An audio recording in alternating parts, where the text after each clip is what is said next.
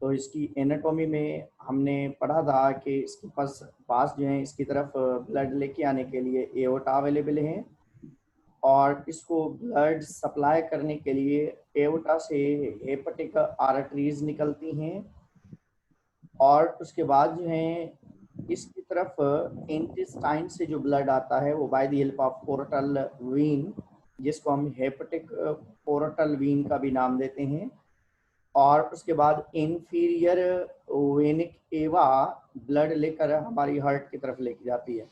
Heart के साथ दो और छोटे से आर्गन भी अटैच्ड हैं। एक का नाम हमने पढ़ा था ब्लैडर, जिसमें बाइल स्टोर्ड होता है। आरबीसीज के डेथ होने के बाद जो मटेरियल बनता है वो गॉल ब्लैडर के अंदर बाइल की फॉर्म में स्टोर होता है। और फिर उसके बाद एक और चीज़ भी हमने इस जगह पे बनाई थी,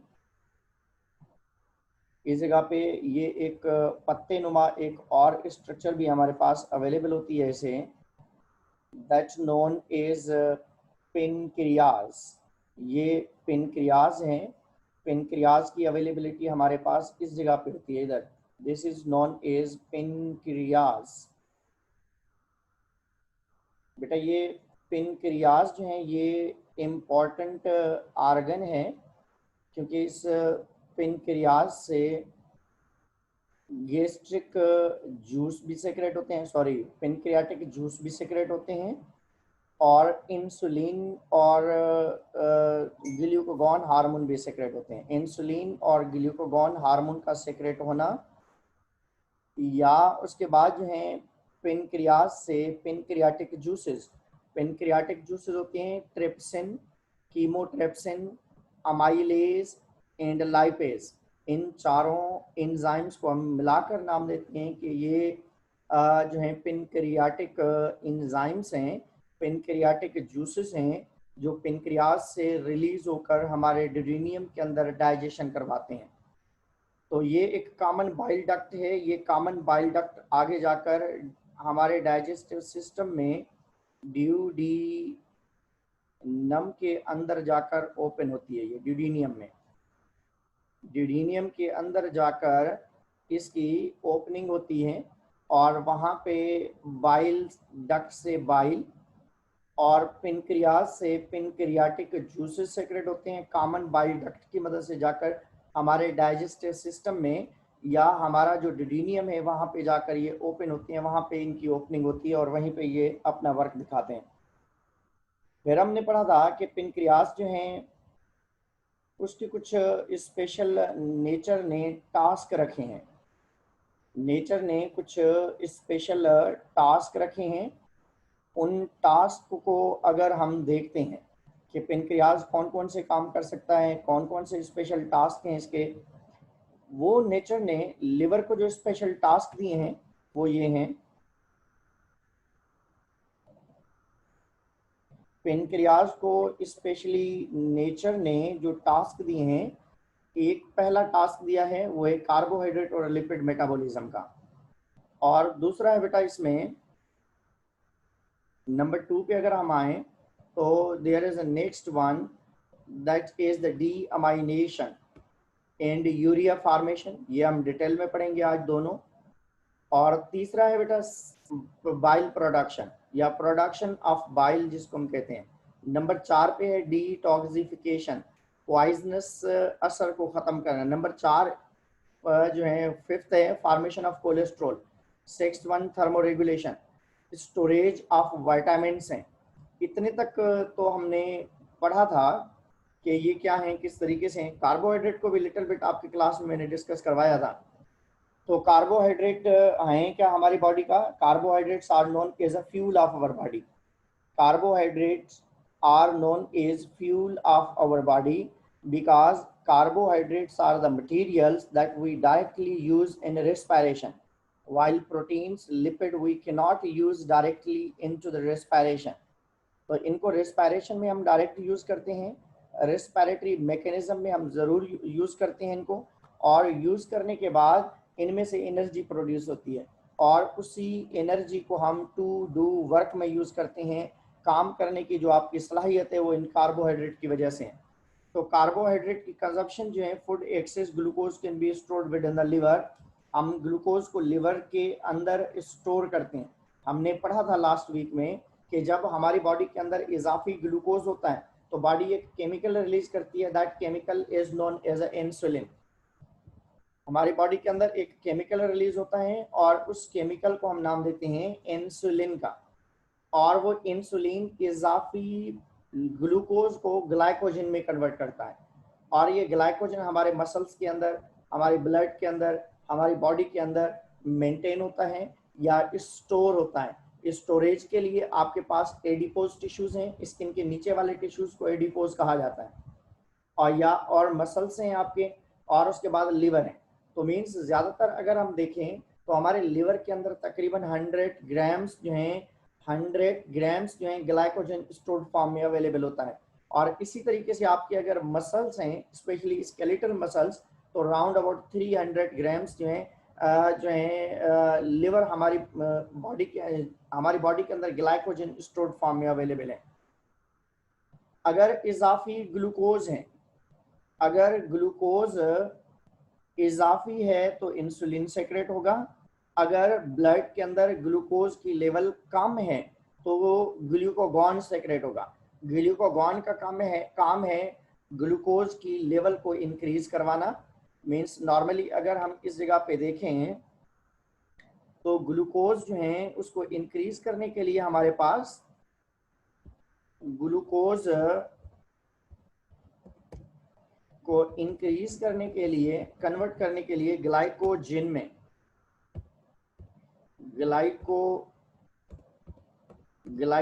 में there is a requirement of glycogen में अगर हम इस कन्वर्ट करते हैं तो हमें किस चीज की जरूरत होती है? इंसुलिन की जरूरत होती है। तो means insulin is required for the conversion of glucose into glycogen. इस जगह पे हमें इंसुलिन की जरूरत होगी। There is a requirement of insulin इस जगह पे जब ग्लूकोज ग्लाइकोजन में कन्वर्ट हो। और ये तब होता है बेटा, इंसुलिन का वैसे काम क्या है? इंसुलिन हमारे पेनक्रियास से सीक्रेट होता है ब्लड में, और इस इंसुलिन का मेन फंक्शन ये होता है कि जैसे ही ये ब्लड में आता है आपके सेल्स जो हैं, बॉडी सेल्स जो हैं, उनको इंडिकेट करता है कि भाई आप में से जिसको भी जितना ग्लूकोज चाहिए ब्लड में से आप ले लें, वरना हम ग्लूकोज को स्टोर करने जा रहे हैं। तो मीन्स जिस जिस सेल को ग्लूकोज की जरूरत होती है वो ले लेता है, और जिसे जरूरत नहीं होती वो नहीं लेता, और इजाफी ग्लूकोज को ग्लाइकोजन में कन्वर्ट किया जाता है। इसलिए कि सारे का सारा ग्लूकोज ग्लाइकोजन में कन्वर्ट होता है। तो ग्लूकोज को ग्लाइकोजन में कन्वर्ट करने के लिए हमें सुमैया बताएंगी कि किस इन हार्मोन की जरूरत होती है। हमें ग्लूकोज को ग्लाइकोजन में कन्वर्ट करने के लिए हमें किस हार्मोन की जरूरत होती है? सुमैया बताएं। सुमैया बेटा बताएं आप। इंसुलिन। इंसुलिन की जरूरत होती है। और उसके बाद जो है दूसरा कौन सा हार्मोन होता है जो हम ग्लाइकोजन को ग्लूकोज में कन्वर्ट करते हैं? मोनिका बेटा बताएं। मोनिका बताएं। नया बताएं। मैं नीचे लिख रहा हूं एक और चीज कि जब ग्लाइकोजन हमारे पास अवेलेबल होता है तो उसको हम किस में कन्वर्ट करते हैं? ग्लूकोज में। तो इसकी मोनिका बताएं किस हार्मोन की बेटा जरूरत होती है हमें?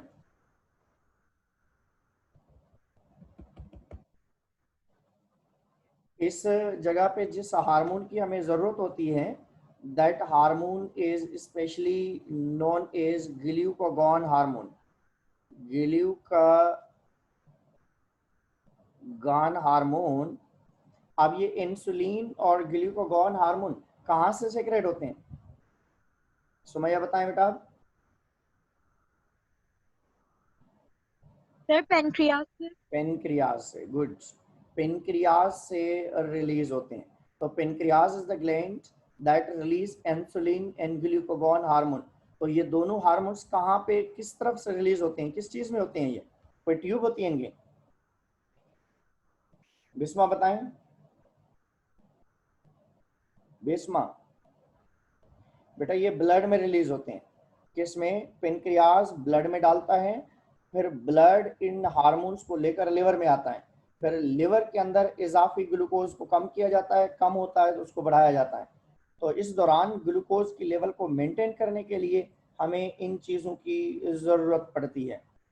तो आपके क्लास का जो सीआर है या सीआर बच्ची है वो अटेंडेंस ले लें, क्योंकि अटेंडेंस मुझे ज़रूर भेजना, आपकी क्लास की अटेंडेंस का होना ज़रूरी है। तो बेटा अटेंडेंस मुझे भेज देना, जो भी सीआर है आपकी क्लास की या कोई भी आप में से अटेंडेंस ले लें और मुझे सेंड कर देना।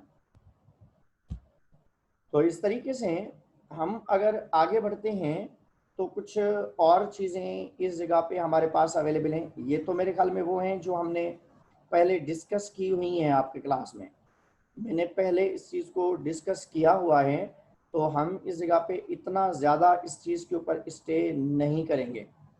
अब हम आते हैं असल टॉपिक की तरफ जो आज हमें डिस्कस करना है, वो है बेटा डी अमाइनेशन।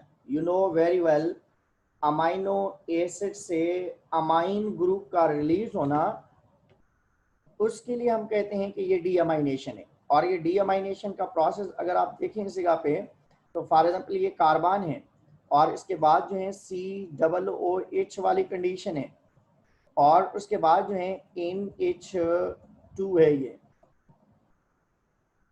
और इस जगह पे हाइड्रोजन है और इस तरफ रेडिकल ग्रुप है। This is known as amino acid. Deamination का प्रोसेस ऑक्सीजन के साथ रिएक्ट होने के बाद होता है। जब अमाइनो एसिड किसके साथ रिएक्ट करता है? ऑक्सीजन के साथ।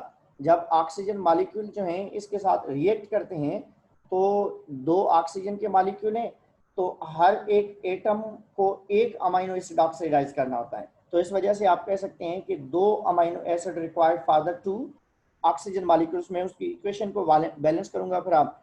अब जब ये ऑक्सीजन ऐड होती हैं तो ये अमाइन ग्रुप बेटा इससे रिमूव होता है।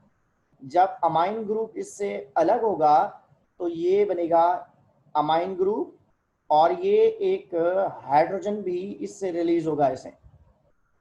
तो ये दोनों चीजें मिलकर क्या बनाती हैं? NH3। This is known as ammonia. इसको हम क्या कहते हैं? अमोनिया कहते हैं। आप किस चीज की फॉर्मेशन हुई है बेटा? अमोनिया की फॉर्मेशन। जब अमाइनो एसिड से अमाइन ग्रुप रिमूव हो तो this is known as a deamination. Deamination is known as removal of amine group from the amino acid, और फॉर्मेशन ऑफ अमोनिया होगी। अब ये अमोनिया जो है ब्लड में आएगा, और ब्लड से लिवर में ही अमोनिया जो है यूरिया की फॉर्म में कन्वर्ट होगा। वो हम नेक्स्ट स्टेप में आते हैं जिसको हम अर्नेथाइन साइकिल या यूरिया साइकिल का नाम देते हैं। ये यूरिया साइकिल के लिए बताया गया है जो लिवर के अंदर आप देख रहे हैं। हमारे पास क्या है? अमाइनो एसिड है ये, अमाइनो एसिड के साथ ऑक्सीजन ऐड होगा तो बनेगा अमोनिया। और उसके बाद ये वाला जो मटेरियल, जो रिमेनिंग मटेरियल आपको नजर आ रहा है, ये वाला देखें,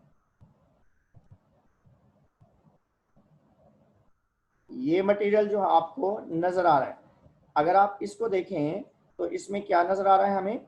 COOH मीन्स कार्बो ऑक्सिलिक ग्रुप हमें नजर आ रहा है,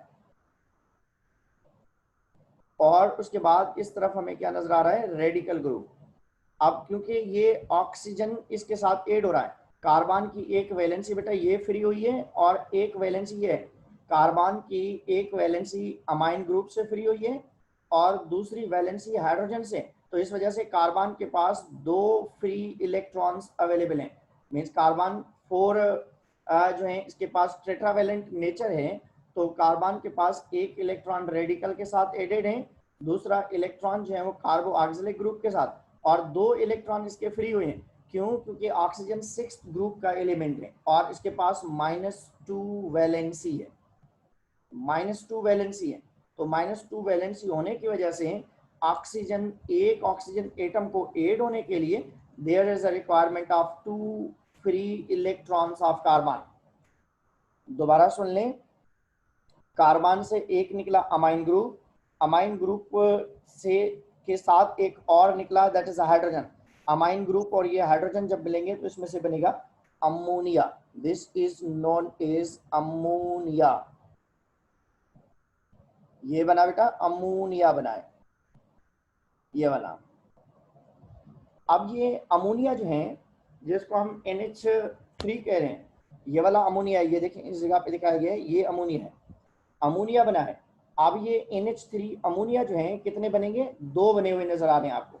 एक यूरिया बनने के लिए या एक अमाइनो एसिड से एक अमोनिया निकलेगा और दूसरे अमाइनो एसिड से दूसरा, क्योंकि इस जगह पे हमने कितने ऑक्सीजन यूज किए हैं, 2 ऑक्सीजन यूज किए हैं। तो एक ऑक्सीजन एक अमाइनो एसिड को मेटाबोलाइज करेगा और दूसरा जो है दूसरे अमाइनो एसिड को ब्रेक करेगा। तो एक अमाइनो एसिड से एक अमोनिया निकलेगी और दूसरे अमाइनो एसिड से दूसरी अमोनिया निकलेगी। इस जगह पे हमने कितने अमाइनो एसिड लिए हैं, 2, और इसको हम नाम देते हैं बेटा, this is known as residual material. इसके लिए हम वर्ड यूज करते हैं residual. This is known as residual material कहा जाता है इसको। और ये रेजिडुअल मटेरियल कहाँ यूज होगा, रेजिडुअल मटेरियल बेटा कहाँ यूज होगा, residual material utilize into respiration. किस में यूज होगा ये प्रोसेस, रेस्पिरेशन में यूज होगा, यूटिलाइज इनटू रेस्पिरेशन। तो कार्बोऑक्सिलिक ग्रुप, रेजिडुअल मटेरियल, ये जो है कहाँ पे यूज होते हैं, इस जगह पे इस तरीके से यूज होते हैं। तो दोबारा अगर आपको समझ में नहीं आ रहा तो 2 रेजिडुअल मटेरियल बनेंगे बेटा ये। अगर कहें तो दोबारा मैं बना दूं, अगर कोई चीज आपको समझ में नहीं आई तो आप पूछ लें। आप कोई ऐसी चीज जो आपको समझ में नहीं आ रही तो आप पूछें, वरना मैं इसको इक्वेशन में लिखूं। दोबारा जरा रिपीट कर दे ब्रीफली। कौन सी चीज, सही ये प्रोसेस जो डीअमाइनेशन का कैसे रेजिडुअल बना। पहली चीज बेटा आप देखें कि अमाइनो एसिड ब्रेक होगा। तो जब अमाइनो एसिड ब्रेक होगा, एक अमाइनो एसिड को ब्रेक करने के लिए एक ऑक्सीजन चाहिए, मगर ऑक्सीजन क्योंकि हमारे पास मॉलिक्यूलर फॉर्म में है तो इस वजह से ऑक्सीजन के मॉलिक्यूल्स दोनों को यूज करने या बैलेंस करने के लिए 2 ऑक्सीजन, तो 2 जो है अमाइनो एसिड और 2 रेसिडुअल मटेरियल बनेंगे हमारे पास। अगर चाहें तो मैं इसको मिटा देता हूं, फिर दोबारा लिख देता हूं इसको मैं। देखें इस जगह पे एक ऑक्सीजन हो गया, प्लस में 2 अमाइनो एसिड हो गए हमारे पास, और अब रिजल्ट में क्या मिलेगा, 2 अमोनिया मिलेंगे NH3 और प्लस में 2 हमारे पास रेजिडुअल मटेरियल मिलेंगे हमें बेटा, रेजिडुअल मटेरियल। तो इस तरीके से एक अमाइनो एसिड को एक मेटाबोलाइट ब्रेक करेगा और दूसरे अमाइनो एसिड को दूसरा जो है ऑक्सीजन ऐड करेगा। तो इस वजह से 2 ऑक्सीजन है, 2 अमाइनो एसिड लिए हमने, और एक में से एक अमोनिया निकलेगा। तो 2 अमाइनो एसिड हैं तो 2 अमोनिया निकलेंगे। एक अमाइनो एसिड से एक रेजिडुअल मटेरियल निकलेगा। अब 2 अमाइनो एसिड हैं तो हमारे पास 2 रेजिडुअल मटेरियल निकलेंगे। अब ये अमोनिया कहाँ जाएगा, ये अमोनिया बेटा आप देख रहे हैं लिवर के अंदर जा रहा है और लिवर के अंदर अवेलेबल है, और लिवर के अंदर ये यूज होगा यूरिया फॉर्मेशन में। किस में यूज होगा, यूरिया फॉर्मेशन में। एक अमाइनो एसिड को ब्रेक करेंगे तो एक अमोनिया निकलेगा, और दूसरे अमाइनो एसिड को ब्रेक करेंगे, ऑक्सीडाइज करेंगे कि दूसरा अमोनिया निकलेगा। मींस 2 अमाइनो एसिड से 2 अमोनिया रिलीज होते हैं, और एक यूरिया बनाने के लिए भी हमें 2 अमाइनो एसिड ब्रेक करके 2 अमोनिया दरकार होते हैं हमें। जबकि ये वाली जो स्ट्रक्चर है जिसको हम रेजिडुअल मटेरियल कह रहे हैं, ये हम किस में यूज करते हैं, रेस्पिरेशन में। मैंने बेटा स्टार्ट में ही आपको बताया था कि हम जो अपनी बॉडी के अंदर पहले यूज करते हैं किस चीज को, कार्बोहाइड्रेट्स को। Carbohydrate is the fuel of our body.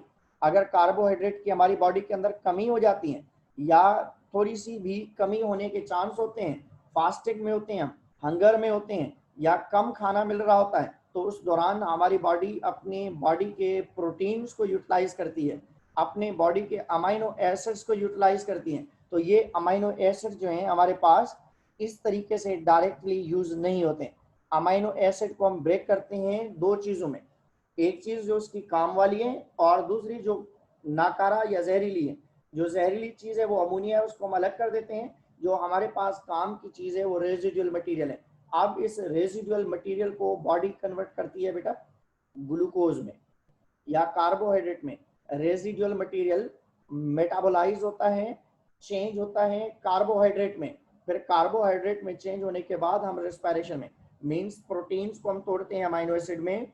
फिर अमाइनो एसिड का पार्ट टूटता है रेजिडुअल मटेरियल में। फिर रेजिडुअल मटेरियल को कन्वर्ट किया जाता है कार्बोहाइड्रेट के फॉर्म में bye the help of different enzymes जो हैं। फिर इसी कार्बोहाइड्रेट को हम यूज करते हैं किसके अंदर, रेस्पिरेशन के अंदर। तो कार्बोहाइड्रेट डायरेक्टली रेस्पिरेशन में यूज होते हैं।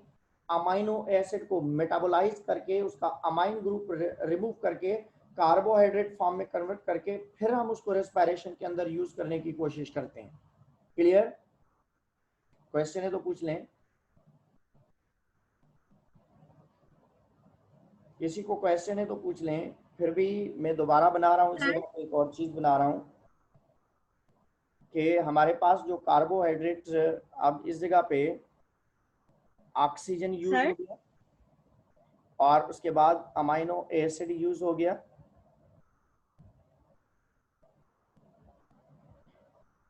और इसमें से हमें मिला 2 अमोनिया मिले हमें, और दोनों अमोनिया देखें बेटा इस जगह पे यूज हो रहे हैं। ये देखें लिवर के अंदर किस चीज के अंदर यूज हो रहे हैं, यूरिया फॉर्मेशन में।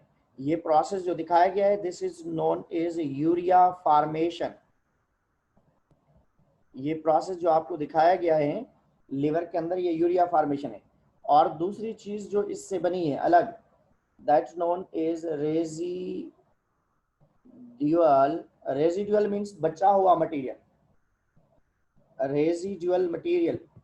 अब ये जो रेजिडुअल मटेरियल है ये यूज होगा किसके अंदर, पहले कन्वर्ट होगा कार्बोहाइड्रेट में,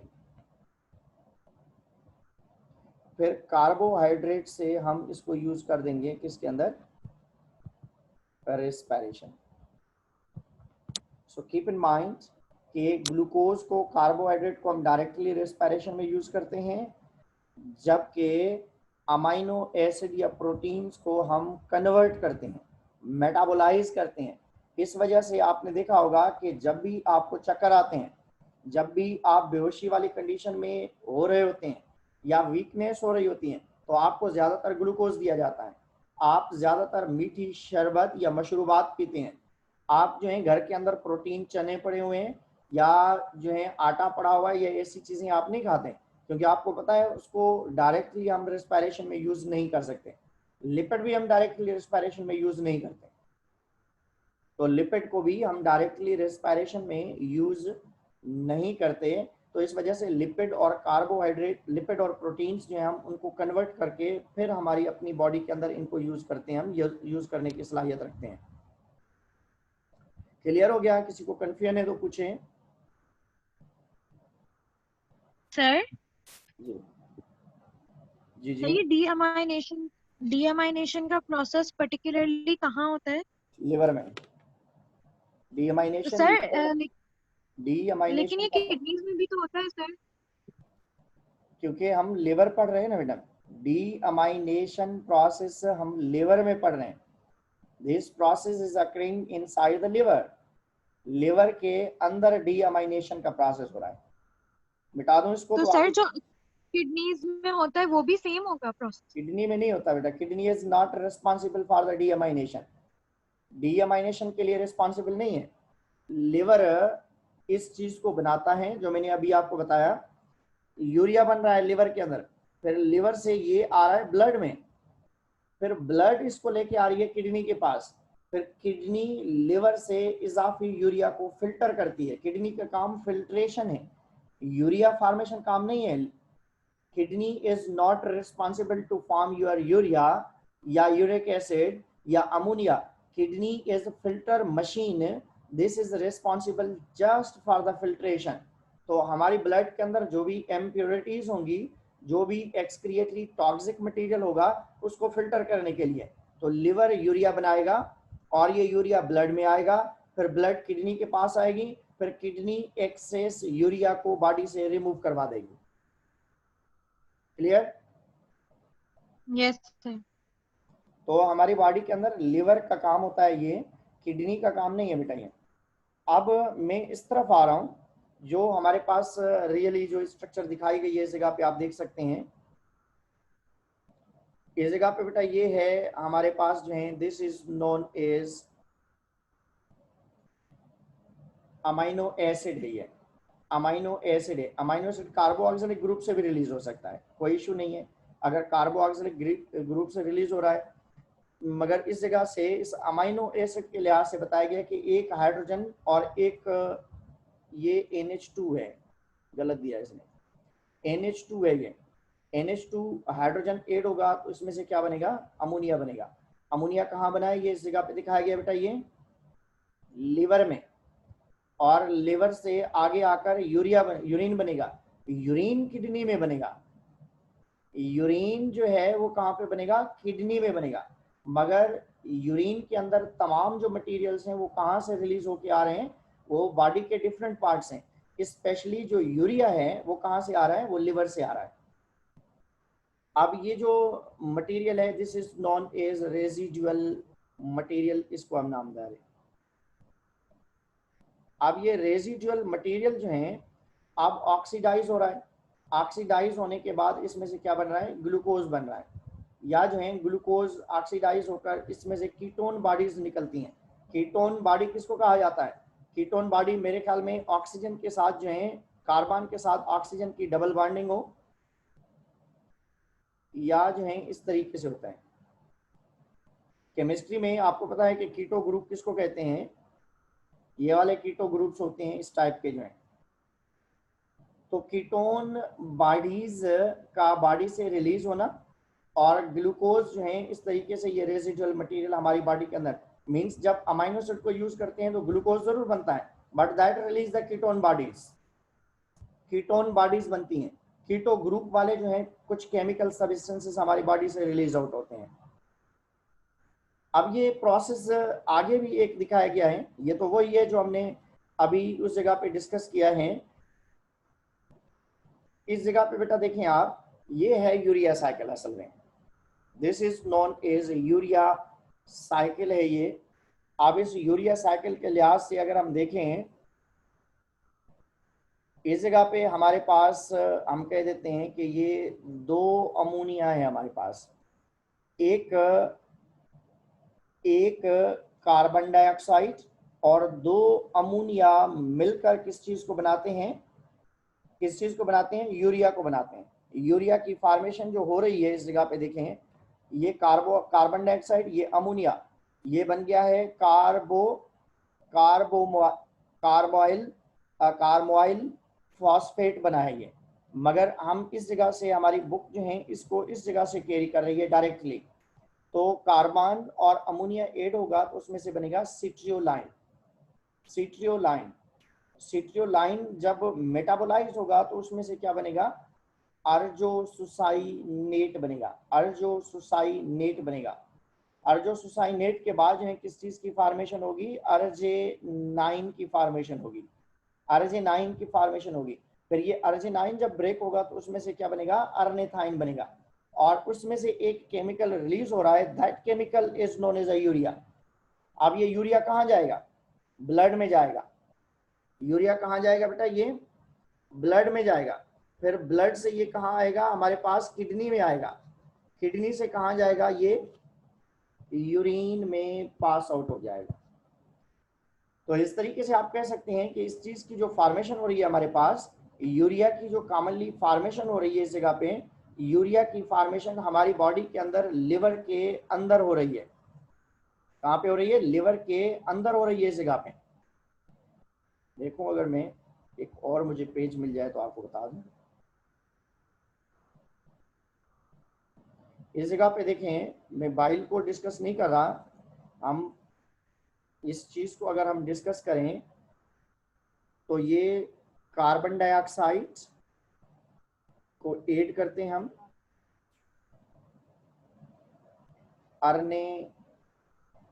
अर्निथाइन के साथ। और ये दोनों जब आपस में मिलते हैं एक अमोनिया भी ऐड होता है NH3, तो इसमें से बनेगा सिट्रियोलाइन। सिंपल है बिल्कुल। सिट्रियोलाइन के साथ एक अमोनिया NH3 और ऐड होगा तो बनेगा Arginine, और ये अर्जिनाइन जब ब्रेक होगा तो इसमें से दो चीजें बनेंगी, ये यूरिया बनेगी। तो आप इस चीज को बिल्कुल आसानी से आप ज़हन में रख सकते हैं, आप जो है क्लियरली इस चीज को नोट कर सकते हैं कि ये किस तरीके से बना हुआ है। आपकी बुक में भी है, अगर आपके पास किताब अवेलेबल है तो उससे भी आप देख सकते हैं कि ये फिगर कैसे बनी हुई है। तो इस जगह पे कार्बन डाइऑक्साइड अमोनिया ऐड होगा, फिर उसके बाद ये अमोनिया ऐड होगा, और अमोनिया के साथ जो है एक और चीज जो है इसके अंदर ऐड हो रही है। समझ में आ रहा है या दोबारा बनाऊं? दोबारा बनाओ। इस चीज को हम कट कर देते हैं इधर। आप देखें ये है कार्बन डाइऑक्साइड, ये ऐड करें आप, और दूसरा है बेटा अर्निथाइन, केमिकल है। अर्निथाइन के साथ ये और दूसरा एक अमोनिया भी ऐड कराएं तो इसमें से बनेगा सिट्रियोलाइन। सिट्रियोलाइन बनेगा। सिट्रियोलाइन के साथ एक और अमोनिया ऐड करेंगे हम तो इसमें से बनेगा अर्जिनाइन। अब अर्जिनाइन से दो चीजें बनेंगी, एक बनेगा अर्निथाइन और दूसरा बनेगा यूरिया। क्या बनेगा? दो चीजें बनेंगी, एक बनेगा अर्निथाइन और दूसरा बनेगा यूरिया। अर्निथाइन बनने की वजह से इसका नाम रखा गया है अर्निथाइन साइकिल, और यूरिया बनने की वजह से that's known as urea cycle इसको कहा जाता है। दोबारा आप देख लें, अगर कोई चीज समझ में नहीं आ रही तो आप पूछें। दोबारा आप देख लें, कोई चीज आपको अगर समझ में नहीं आ रही तो आप पूछें। जी बेटा, कोई क्वेश्चन है तो पूछें। Any question please. Sumaiya, Sana, Minahil, किसी को कोई क्वेश्चन है? No sir. कोई क्वेश्चन? No sir. इसको पढ़ के आना, फिर इसके बाद हम जो है इसको कंटिन्यू रखेंगे। कोई भी अगर क्वेश्चन है तो आप देख लें। अर्निथाइन पहले आपको इक्वेशन बैलेंस करके रखनी है, उस लिहाज से आपको देखना है। अगर चाहें तो वो भी बनवा देता हूँ, मैं आपको बना के देता हूँ इधर।